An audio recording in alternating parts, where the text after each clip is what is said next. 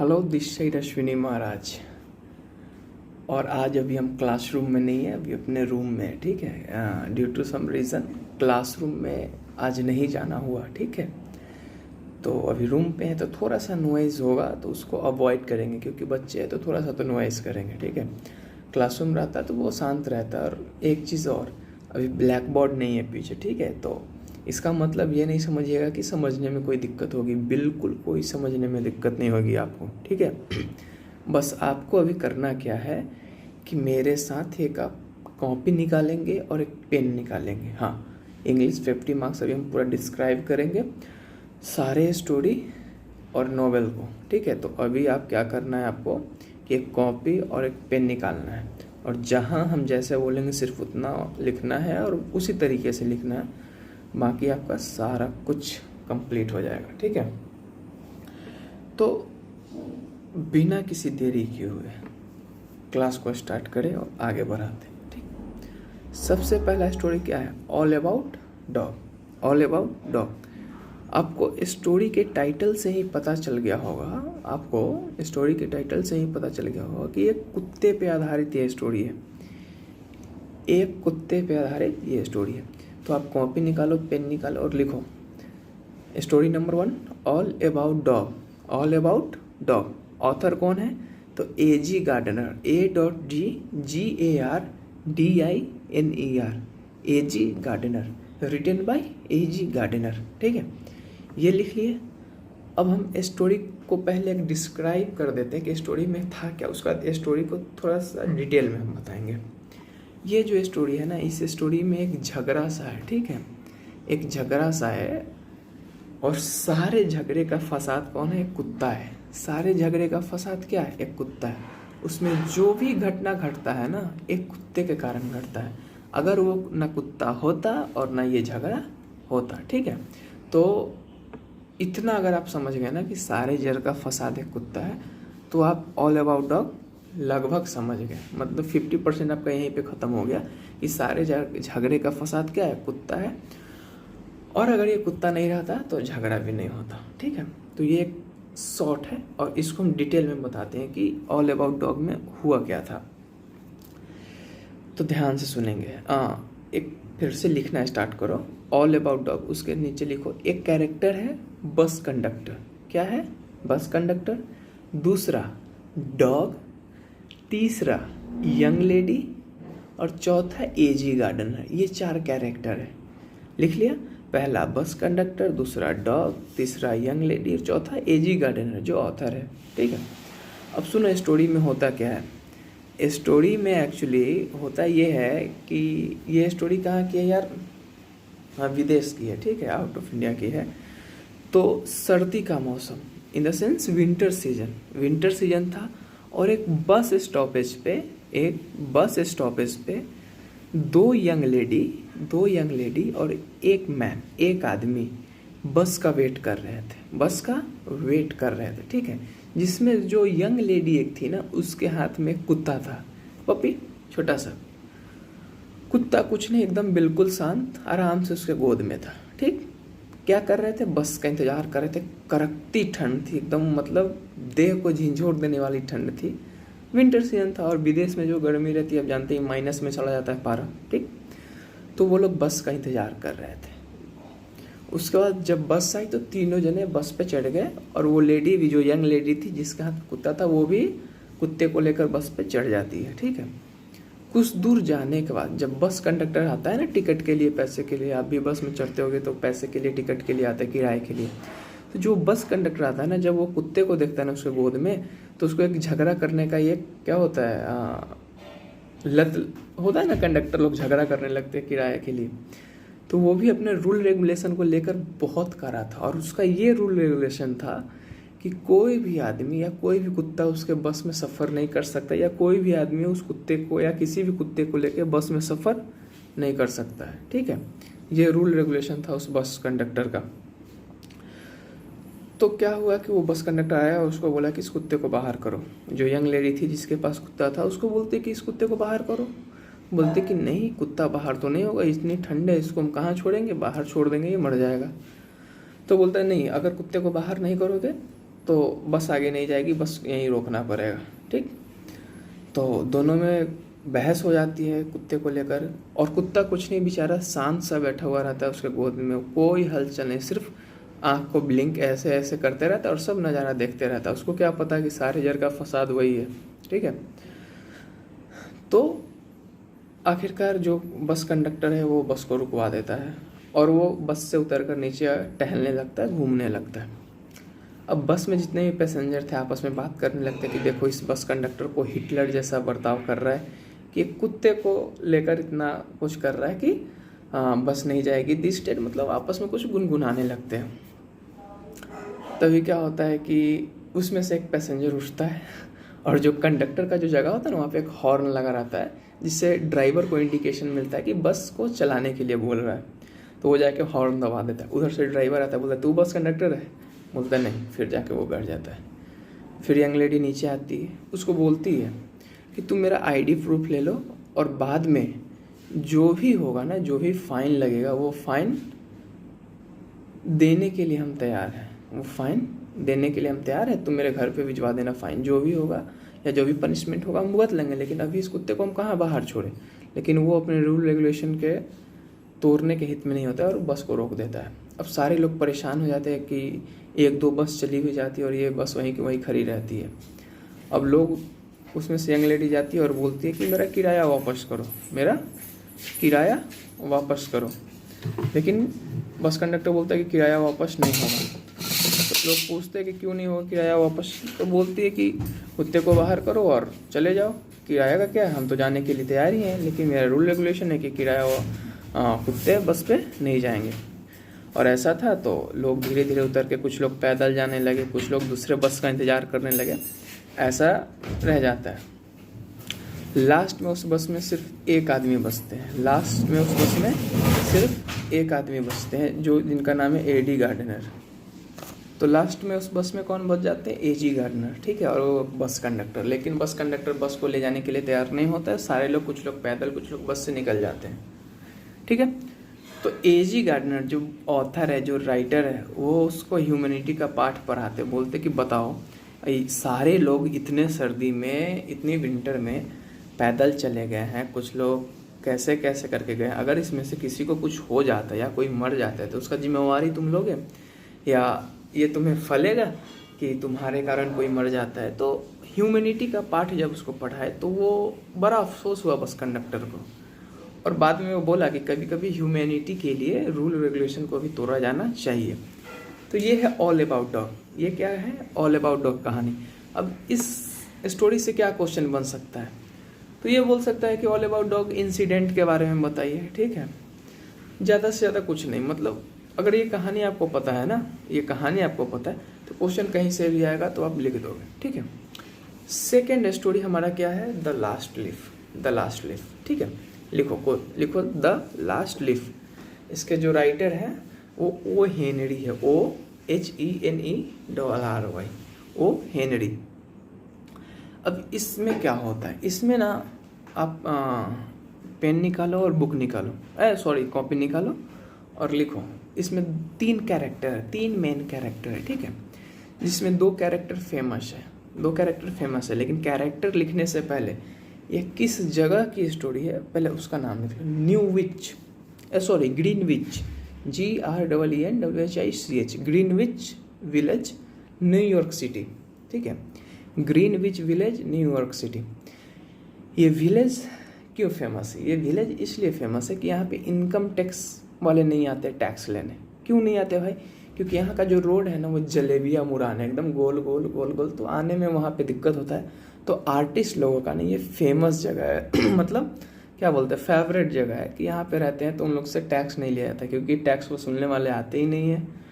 तो आर्टिस्ट लोग, जो पुअर आर्टिस्ट लोग हैं, वो इस जगह को प्रेफर करते हैं। ठीक है, तो इसी जगह से 2 आर्टिस्ट नाम लिखो, जो कैरेक्टर का नाम लिखो। 3 कैरेक्टर इसमें फेमस। दूसरा सुई, SUEE, गर्ल है।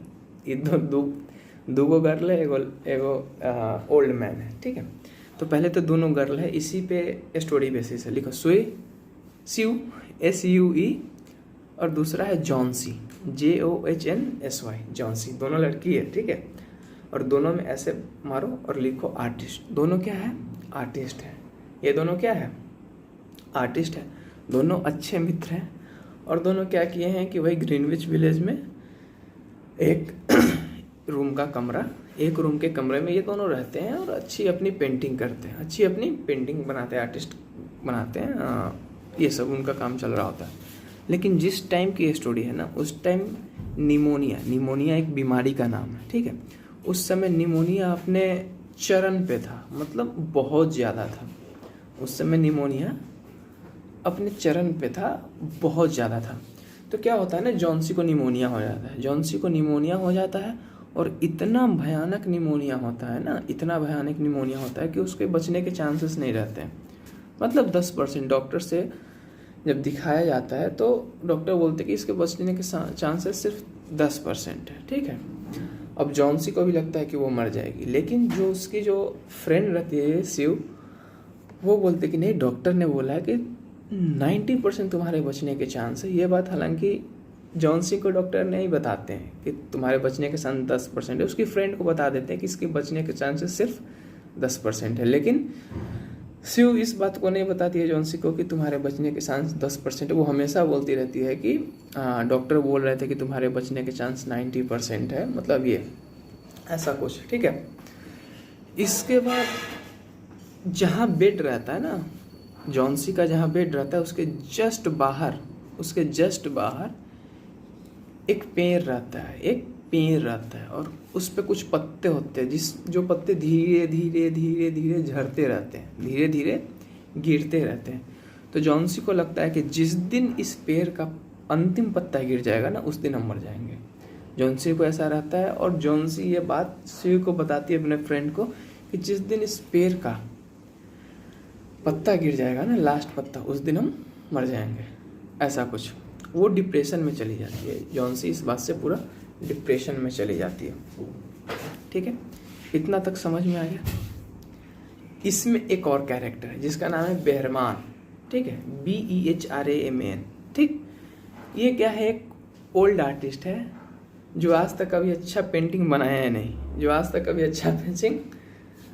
इसको बोल सकते हैं अनसक्सेसफुल आर्टिस्ट। इसको क्या बोलेंगे? अनसक्सेसफुल आर्टिस्ट, जो आज तक कभी अच्छा पेंटिंग नहीं बनाया, ठीक है, लाइफ में कभी अच्छा पेंटिंग नहीं बनाया।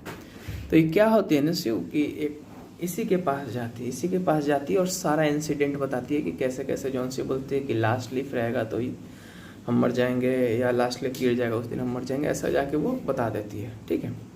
अब ये बूढ़ा आर्टिस्ट सोचता है कि इसकी मदद करते हैं। अब मदद कैसे किया, ये स्टोरी के लास्ट में आपको पता चलेगा। फिर क्या होता है कि एक दिन तेज आंधी आती है और जॉन्सी को लगता है कि आज तो आंधी आई, सारे पत्ते गिर जाएंगे, आज हम मर जाएंगे। जब सुबह होता है, जॉन्सी देखती है तो सारे पत्ते गिर चुके हैं, सिर्फ एक पत्ता उस पर बाकी है। अब भाई ये पत्ता कौन सा है? फिर अगले दिन होता है, पता चलता है कि अरे पत्ता तो अभी है ही। तब तक खबर आता है कि जो ओल्ड आर्टिस्ट था वो मर गया। जब पता लगता है कि वो कैसे मरा, तो सब जान के शौक हो जाते हैं। उसने क्या किया था कि सीढ़ी लगा के उस पेड़ पे चढ़ के एक ऐसा लीफ ड्रॉ किया था जो बिल्कुल असली लीफ के जैसा लग रहा था। जो लास्ट लीफ बचा हुआ था ना, वो ओरिजिनल नहीं था, वो पेंटिंग था, लेकिन लग ऐसा रहा था कि ओरिजिनल है। और उसी लास्ट लीफ के सहारे जॉन्सी बाद में सही हो जाती है, रिकवर कर जाती है, ठीक है। तो स्टोरी यहीं पे समाप्त हो जाता है कि लास्ट लीफ के बारे में। मतलब नॉर्मली आपको इतना ही समझना है, और अगर इतना समझ गए तो क्वेश्चन कहीं से भी आएगा तो आप बना सकते हो। तो वही बोलती है कि हाँ, आज तक तो कभी इसने अच्छा पेंटिंग बनाया नहीं, लास्ट तक मरते इसने अच्छा पेंटिंग बनाया, ऐसा बोल के स्टोरी समाप्त हो जाता है, ठीक है। आपको जहाँ नहीं आया स्टोरी समझ में, आप कमेंट करके पूछ लेना। तीसरा स्टोरी है the alligator and the jackal. Alligator का मतलब होता है मगरमच्छ, और जैकाल का क्या मतलब होता है? शियार। जैकाल का मतलब शियार। लेकिन इसमें क्या है ना, इसमें तीसरा स्टोरी, इसमें 3 कैरेक्टर है। एक मगरमच्छ एलिगेटर, दूसरा जैकाल सियार, और तीसरा क्या है ये कछुआ। तीसरा क्या है कछुआ। कछुआ भी पानी में रहता है, मगरमच्छ भी पानी में रहता है। तो मगरमच्छ और कछुए की दोस्ती है, मगरमच्छ और कछुए की दोस्ती है, लेकिन सियार तो अलग है। मगरमच्छ का क्या काम था कि पानी में जितने भी मछलियां हैं, पानी में जितने भी मछली हैं उन सबको खा जाता था। एक दिन ऐसा समय आया कि मगरमच्छ ने सारे मछलियों को खा लिया। मगरमच्छ ने पोखरे के पौंड के सारे मछलियों को खा लिया। अब कुछ खाने को रहा नहीं। अब मगरमच्छ की हालत ख़राब है कि वो क्या खाएगा, और वो मरने के कगार पे है मगरमच्छ। ठीक है, तो वो कछुए से क्या बोलता है कि भाई तुम कुछ इंतजाम करो, वो सियार है उसको किसी भी तरीके से लाकर मेरे पास लाओ कि हम उसको खा लें। ठीक है, तो कछुआ तो पहले तैयार नहीं होता, लेकिन फिर सोचता है कि अरे दोस्त है, चलो दोस्त के लिए तो कुछ भी। फिर वो एक षड्यंत्र रचता है सियार के पास। क्या बोलता है मगरमच्छ को कि तुम मरने का नाटक करना और हम सियार को बुला लेंगे कि मेरा दोस्त मर गया, इसको ऊपर घास फूसा डालने में मेरी मदद करो। तो ऐसा कुछ प्लानिंग कर लेता है। फिर जाता है सियार के पास। सियार को बोलता है रोते रोते कि मेरा जो दोस्त है मगरमच्छ वो अब इस दुनिया में नहीं रहा, अब हम छोटे प्राणी हैं, इसके ऊपर कुछ जंगल वंगल घास फूस डालने में हमारी मदद कर दोगे। तो सियार बोला ठीक है भाई, अंतिम है, चलो इसकी मदद कर देते हैं। लेकिन जो सियार होता है वो चालाक होता है, वो डायरेक्ट जाने से कतराता है। जब वो पानी में झाँक के देखता है ना, तो जहाँ मगरमच्छ रहता है वहाँ से बुलबुले निकलने रहते। तो बुलबुले कब निकलता है, जब कोई सांस लेता है। तो सियार समझ जाता है कि ये जिंदा है। वो कंफर्म करने के लिए ना ये बोलता है अरे मैंने तो सुना है कि मगरमच्छ मर जाते हैं तो वो अपना पूंछ हिलाते हैं, ये तो पूंछ नहीं हिला रहा। तो मगरमच्छ तो ठहरा मूर्ख प्राणी, उन्हें लगा कि अरे पूंछ हिलाएंगे तभी तो उसको पता चलेगा कि हम मरे हुए हैं। बस वो पूंछ हिलाने लगता है। बस सियार समझता है, वहाँ से 9-2-11 फरार हो जाता है। समझे? तो कछुआ फिर बोलता है कि फिर तुम अपने बुद्धि के कारण अपना शिकार को खो चुके। तो ये स्टोरी यहीं पे समाप्त होता है। ये शॉर्ट स्टोरी है, इतना समझ लो, एग्जाम में क्लियर होगा। नहीं क्लियर होगा कमेंट में गाली देके चले जाना एकदम। मतलब इतना ही तो समझना ही है यार, ज़्यादा कुछ नहीं है। चौथा जो है 3 स्ट्रेंजर्स। क्या है? 3 स्ट्रेंजर्स। कहानी का नाम क्या है? 3 स्ट्रेंजर्स। कहाँ का कहानी? एक कॉम्ब विलेज है, एक COUMB कॉम्ब विलेज है। ठीक है, ये कॉम्ब विलेज है। इस कहानी में क्या है कि एक जो पिता होता है ना, अपने बच्ची के बर्थडे का तैयारी किया हुआ रहता है। जो बाप का नाम रहता है शेफर्ड। क्या नाम रहता है? शेफर्ड। वो अपने बच्चे की तैयारी बर्थडे तैयारी में जुटा हुआ रहता है। ठीक है, और जिस रात वो बर्थडे के तैयारी में जुटा हुआ होता है ना, उस रात तेज आंधी बारिश ये सब आए हुए थे। ठीक है, और उस बर्थडे पार्टी में 19 लोग शामिल हुए थे जो कि इंजॉय कर रहे थे, जो कि इंजॉय कर रहे थे। तो इतना तो है, लेकिन कहानी कहाँ से स्टार्ट होता है? तेज बारिश हो रही थी ना, उसके कारण एक आया, बूढ़ा आदमी आया और उसको नॉक किया। स्ट्रेंजर्स था जिसको पता नहीं था, आया और नॉक किया। तो उसने बोला, देखा तो बाहर बारिश हो रहा था, तो वो बोला ठीक है अंदर आ जाओ, कोई दिक्कत नहीं है। फिर कुछ देर के बाद एक और आदमी आके, एक और स्ट्रेंजर्स आके नॉक करता है। ठीक है, फिर देखता है यार, फिर उसको बुला लेता है कि अच्छा बारिश हो रहा है, आ जाओ। भींगा सा था तो ठीक है आ जाओ, और उसको आग के पास बैठा देता है। उसको कुछ स्मोकिंग का सामान भी देता है कि ठीक है तुम लोग करो। फिर कुछ देर बाद एक डिसेंट यंग मैन, वो भी स्ट्रेंजर ही था, वो भी आता है, वो भी नॉक करता है और अंदर आ जाता है। उसको भी बुला लिया जाता है कि ठीक है बारिश हो रहा है तो चलो भाई अंदर आ जाते हैं। कुछ देर बाद पुलिस का सायरन सुनाई देता है, और पुलिस कुछ लोगों को खोज रही होती है कि कुछ लोग जेल से भागे हुए रहते हैं, तो कुछ लोग भी खोज रही होती है। ठीक, इतने में क्या होता है, पुलिस का नाम सुन के जो डिसेंट यंग मैन है ना, वो वहाँ से भाग जाता है। वो क्या करता है, वहाँ से भाग जाता है। अब कहानी में क्लाइमेक्स है अभी। वो क्या करता है कि वहाँ से भाग जाता है। अब भाग जाता है ना, तो लोगों को क्या लगता है कि पुलिस आ रही है, ये जेल से भागे। तब तक उन लोगों को पता चल गया रहता है कि जेल से कैदी लोग भागे हैं। तो उन लोगों को लगता है कि यही जो है यहाँ से जो भागा है पुलिस के डर से, यही कैदी है। अब जो दो स्ट्रेंजर्स जो वहाँ पे बचे रहते हैं ना, वो क्या बोलते हैं कि वो जेल से भागा है, उसको जाकर पकड़ो। तो जो शेफर्ड है, जो लड़की का बाप है, जो पार्टी ऑर्गेनाइज करवा रहा था, वो और एक और आदमी जाता है उसके पीछे पीछे उसको पकड़ने के लिए, और उसको पकड़ के ले आता है। उसको पकड़ के वहाँ पे ले आता है, पुलिस रहती है। जब पुलिस देखती है तो बोलती है नहीं, ये तो था ही नहीं, ये तो जेल से भागा ही नहीं। तब उसको पता चलता है कि अरे ये नहीं, जो दो स्ट्रेंजर्स और थे ना, वो ही जेल से भागे थे, और ये तो कोई और है। जब इससे पूछा जाता है कि अरे भाई ये तुम भागे क्यों, यहाँ से भागे क्यों, तो वो बोलता है कि जो दो स्ट्रेंजर्स थे ना, वो मेरे भाई थे, और हम उनसे मिलने गए थे और पता चला कि ये जेल से फरार हो चुके हैं। तो हमको लगा कि कहीं हमको ना पकड़ ले, इस कारण से हम यहाँ से निकल गए, और स्टोरी यहीं पे समाप्त हो जाता है। ठीक है, बस। अब द थ्री स्ट्रेंजर्स है ना, इससे क्वेश्चन नहीं आएगा। क्यों नहीं आएगा? क्योंकि पिछले साल थ्री स्ट्रेंजर्स से क्वेश्चन आए थे। तो बाकी बसता alligator, last leaf, all about dog. ठीक है, अगर क्वेश्चन आना होगा ना, तो दो हिट हमको लग रहा है, या तो लास्ट लीफ से आ जाएगा, या फिर एलिगेटर एंड जैकाल से क्वेश्चन आएगा। ऑल अबाउट डॉग से हमको लग रहा है कि नहीं आएगा।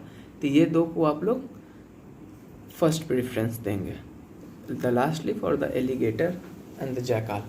तो ये तो सारा स्टोरी आपका ख़त्म हो गया। अब आते हैं द एनिमल फार्म नोवेल में। क्या? द एनिमल फार्म नोवेल कौन लिखा है भाई? तो इसको लिखे हैं जी ऑरवेल। अब सुनो इस नोवेल में होता क्या है। एक मिस्टर जॉन नाम का आदमी होता है, जिसका अपना एनिमल फार्म होता है। अब वो भारी पियक्कर, मतलब इतना पी लेता था कि वो एक तो वो अपने फार्म के जितने भी जानवर उसको मारता भी था। ठीक है, मारता भी था, और कभी कभी तो वो खाना भी नहीं देता था। इस कारण से परेशान होके ना, एक दिन जितने भी फार्म के एनिमल है वो स्ट्राइक कर देते हैं। और उस स्ट्राइक का देखता होगा, जब कोई धरना पड़ता है तो उसकी धरना का कोई एक मुखिया होता है, अध्यक्षता करता है, जो हेड होता है। तो वही धरना का एक अध्यक्ष था, ओल्ड पिग, बूढ़ा सुअर। ठीक है, वो अध्यक्षता कर रहा था।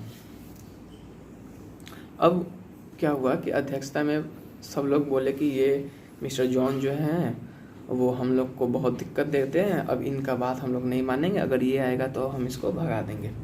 अगले दिन जॉन आता है, जॉन को सारे जानवर मिलके भगा देते हैं। अब क्या, तो जैसे ही ख़त्म होता है ना ये अध्यक्षता, उसके बाद ओल्ड पिग कुछ रूल रेगुलेशन बना के और वो मर जाता है। बोलता है कि तुम लोग अब इसकी जागीरी नहीं करोगे, और बहुत सारे रूल रेगुलेशन बनाए जाते हैं। एक सेकेंड,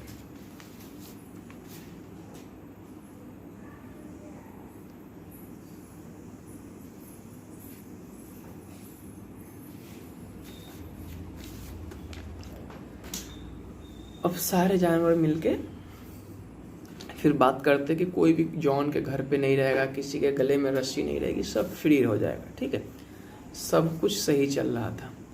लेकिन इसमें एक नेपोलियन नाम का सुअर, वो भी सुअर था।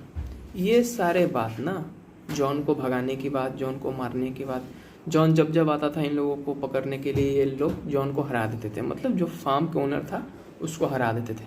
तो ये बात, इसमें एक नेपोलियन नाम का सुअर था, वो भी ओल्ड पिग था।